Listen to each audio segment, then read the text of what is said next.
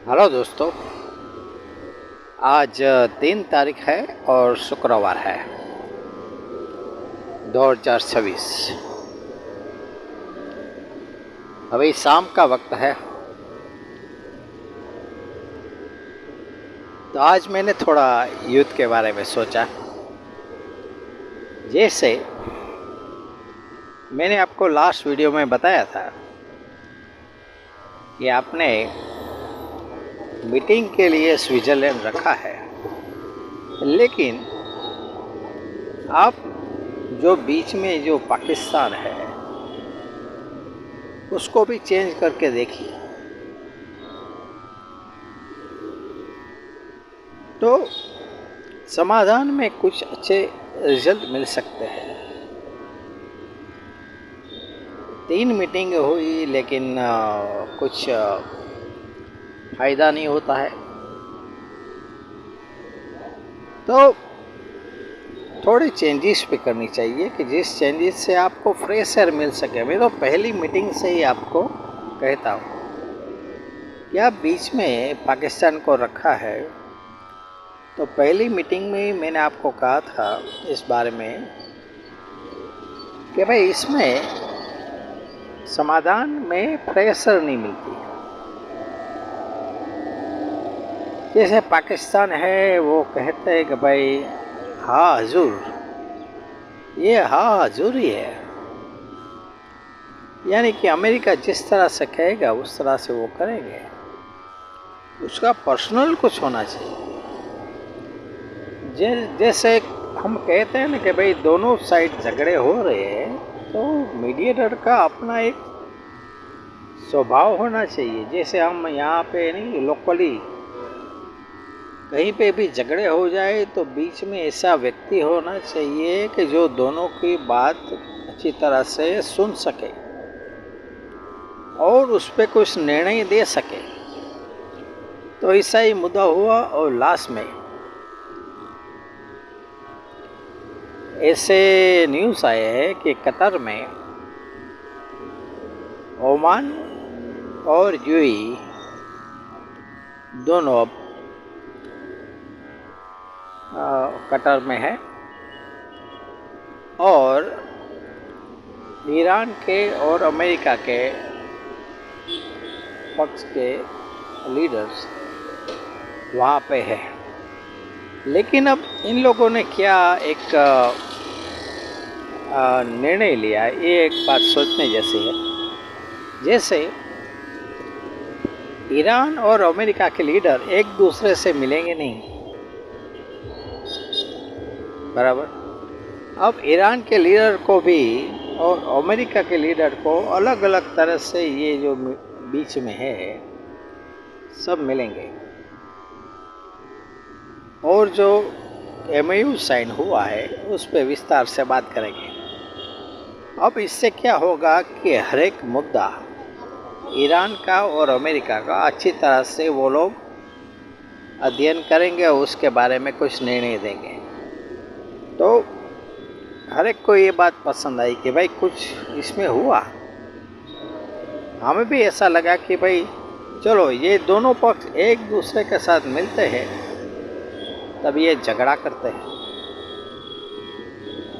अब क्या हुआ कि अब दोनों पक्ष एक दूसरे से मिलेंगे ही नहीं, समाधान के मुद्दे को दूसरा सुनेगा। थोड़ा ये परिवर्तन तो हो, तो ये मैं इसको प्रशंसा करता हूँ कि भाई इस तरह से भी ये लोग समाधान के लिए प्रयत्न कर रहे हैं।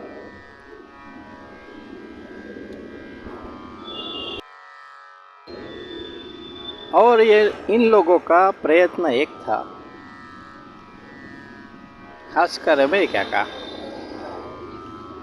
कि भाई खामेनी की कैबिनेट में हाल में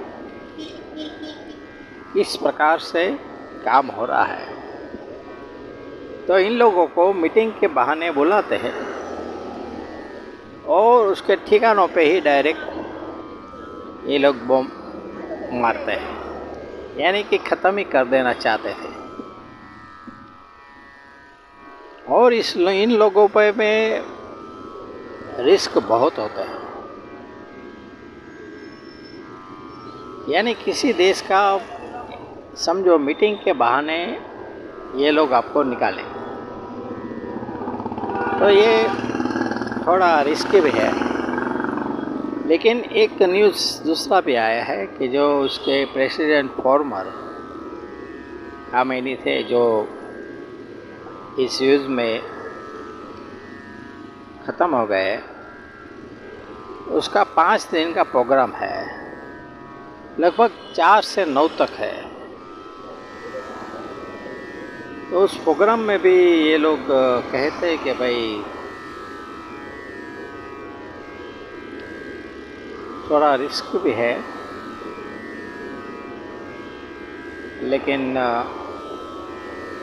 उनकी अंतिम क्रिया अभी थोड़ी बाकी है, वो कर देंगे। 5 दिन तक वो दुनिया को अंतिम दर्शन के लिए रखेंगे। थोड़े प्रोग्राम भी इसमें हो गए और बाद में उसकी जो धार्मिक विधियाँ होती है उसी प्रकार के उसको अंतिम विदाई दी जाएगी। आज थोड़ा यहाँ लाइटिंग का प्रॉब्लम है, लाइट आती जाती रहती है। तो युद्ध के बारे में ये जो दोनों देश है, ईरान और अमेरिका, वो एक दूसरे को ख़त्म ही कर देना चाहते हैं। लेकिन अब कतर में कुछ मीटिंग हुई है, तो हमें ऐसी आशा है कि कुछ समाधान हो जाए। और कतर में मीटिंग हुई थी, इसके पहले ही मैंने आपको बताया था कि अगर बीच में जो आते हैं, अगर वो चेंज हो जाए और स्थान चेंज हो जाए तो कुछ इसमें समाधान अच्छी तरह से हो सकेगा। और एक बात और बताई थी आपको कि थोड़े ही दिनों में अमेरिकन सैनिक वापस चले जाएंगे। ये बात मैंने आपको बताई थी, कतर के मीटिंग से पहले ही आपको बताई थी।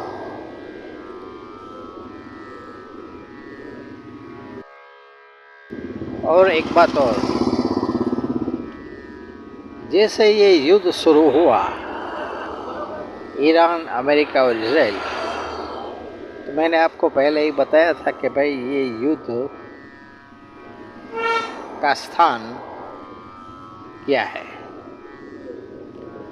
दूसरी बात मैंने आपको बताई थी कि ये युद्ध किस कारणवश हुआ है। तीसरी बात मैंने आपको एक बताई थी, जब पहली मीटिंग का आयोजन हुआ था तब मैंने आपको बताया था ये एलियन के साथ मीटिंग है। चौथी बात मैंने आपको बताई थी, जब स्विट्ज़रलैंड में मीटिंग हुई थी तब मैंने आपको बताया था कि इसमें मीडिएटर चेंज करो, तो मीडिएटर चेंज हो गया।